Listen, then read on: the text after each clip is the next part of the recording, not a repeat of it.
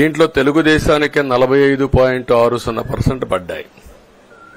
వైసీపీకి 39.37% పడ్డాయి. ఇది ఊహించినటువంటి ఒక్కొక్కసారి 95,000 మెజారిటీ. ఒకప్పుడు నేను చార్మినార్ ఎగ్జాంపుల్ చెప్పేవాడిని. చార్మినార్ అంటే అక్కడ ఎంఐఎం కంచుకోట, అక్కడ ఎప్పుడు ఎక్కువ ఓట్లు వచ్చేటివి.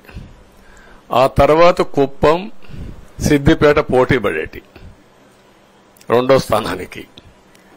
అప్పుడు కూడా 70,000, 80,000, 50,000 కాడ ఆగిపోయేవాళ్ళం. ఈసారి 95,000, 94,000, మళ్ళా 92,000, 91,000. మంగళగిరి లాంటి కాన్స్టిట్యున్సీ 91,000 మెజారిటీ. ఏ విధంగా అభివర్ణించాలో నాకైతే అర్థం కాదనమాట. అంత ఇదెళ్లిపోయినాయి. ఇవన్నీ చూసిన తర్వాత ప్రజలు ఇచ్చిన తీర్పు మీరు చూస్తే అహంకారం, నియంతృత్వం, విచ్చలవిడితనం, ఏదంటే అది చేస్తాననుకుంటే ప్రజలు క్షమించే పరిస్థితులు లేరు. అదే ఈరోజు నిరూపించే పరిస్థితికి వచ్చారు. ఒక మాటలో చెప్పాలంటే ఈసారి వీళ్లు చేసింది గుణపాఠం పాలకులకు కాదు, అవినీతి అహంకారంతో ముందుకు పోయే ఎలాంటి ధ్వంసకారులకైనా ఇదే జరుగుతుందని నిరూపించారు ప్రజలు. దానికి మనస్ఫూర్తిగా అభినందిస్తున్నా. అదే సమయంలో 5 సంవత్సరాలు మా కార్యకర్తలు పడిన ఇబ్బందులు, చాలా మంది స్లీప్లెస్ నైట్స్, కంటి నిండా నిద్రపోని పరిస్థితి. అక్కడి నుంచి నేను చూస్తే చాలా కడాన మనిషిని హింస పెడుతూ, నువ్వు ప్రాణంతో బతకాలంటే జై జగన్ అనమంటే జై తెలుగుదేశం, జై చంద్రబాబుని ప్రాణాలు వదిలిన సందర్భం చంద్రయ్య. ఇది తలుచుకుంటే ఆ కమిట్మెంటే, ఆ త్యాగాల ఫలితమే ఈరోజు ప్రజాస్వామ్యాన్ని కాపాడుకోగలిగాం. ఒక్క మా కార్యకర్తలకే కాదు, మీడియా 5 ఏళ్లు మీరు పడిన ఇబ్బందులు, మీరు కోర్టుల చుట్టూరు తిరిగిన ఇది, మిమ్మల్ని సిబిసిఐడి ఆఫీసులో పెట్టి వేధించిన విధానం, అవి తలుచుకుంటే ప్రజాస్వామ్యమే సిగ్గుతో తలంచుకోవాలి. అలాంటి సంఘటనలు జరిగాయి. మేనేజ్మెంట్ని ఒకరినని కాదు, ఎవరినైనా పట్టుకురావచ్చు, ఏదైనా చేయొచ్చు అనే ధీమా వచ్చేసి ఇష్టానుసారంగా ప్రవర్తించే పరిస్థితికి వచ్చారు. అదే సమయంలో ప్రజల మీద, మా పార్టీ మీద సరే, ఈవెన్ జనసేన, పవన్ కళ్యాణ్,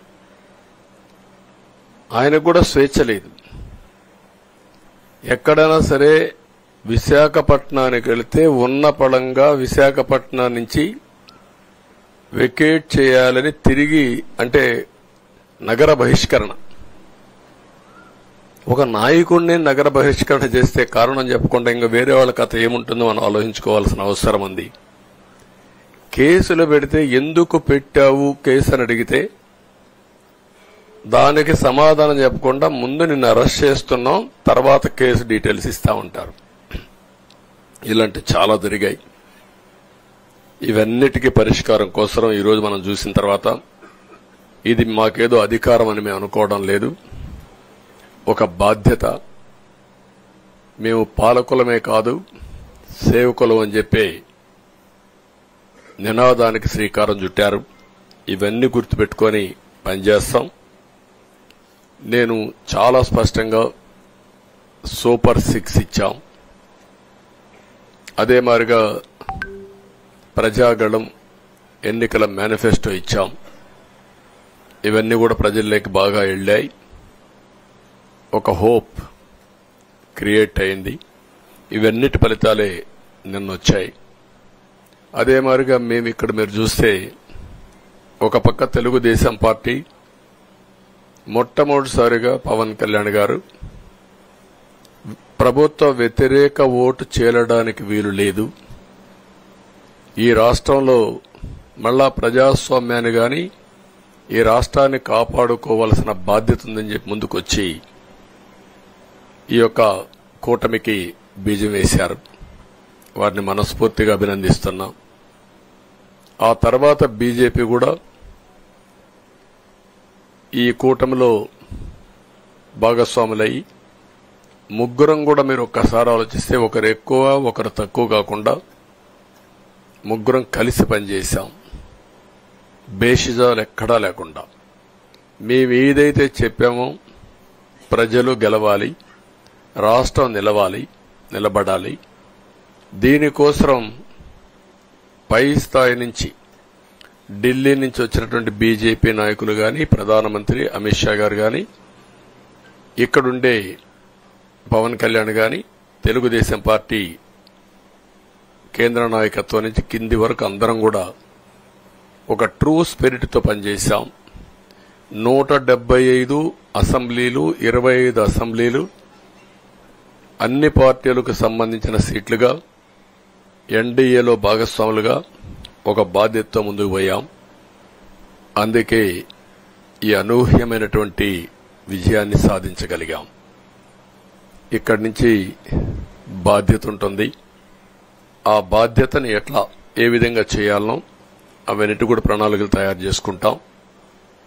అంటే ఈ 5 సంవత్సరాలు జరిగిన విధ్వంసం మీరు ఒకసారి చూసిన తర్వాత ఇది ఒక 30 సంవత్సరాలకు ఎంత డ్యామేజ్ చేయాలనో అంత డ్యామేజ్ జరిగింది. వ్యవస్థలు విధ్వంసమయ్యాయి. మొత్తం ఎకానమీ కుప్పగూలిపోయింది. అప్పులైతే ఎంత చేశారో ఇంకా లోతు పోతే తప్ప మనకు తెలియదు. ఎక్కడెక్కడ చేశారో ఏమేం చేశారో తెలియదు. ఇంకొక పక్క ఎక్కడికక్కడ సహజ సంపద, ఒక శాండ్ కావచ్చు, మినరల్ వెల్త్ కావచ్చు, లేకపోతే ఏదంటే అది ఇంకా మాకు అడ్డే లేదు, ఏమైనా చేయగలుగుతాం, ఎవరైనా అడ్డొస్తే తొలగించుకుంటా పోతామనే ధీమాతో ముందుకు పోయారు. కొంతమంది భయపడి రాలేకపోయారు, ఎదిరించలేకపోయారు. నా కళ్ల ముందర ఒక రైతు చూస్తే ఆ పొలం పక్క నుండి ఇసుక తీసేస్తే అక్కడ భూగర్భ జలాలు ఉండవు. వ్యవసాయానికి నీళ్లు కూడా కొరత వస్తుంది. పక్క నుండే పొలాల్లో కూడా నీళ్లు ఉండవు. కానీ మాట్లాడే సాహసం చేయలేకపోయాడు.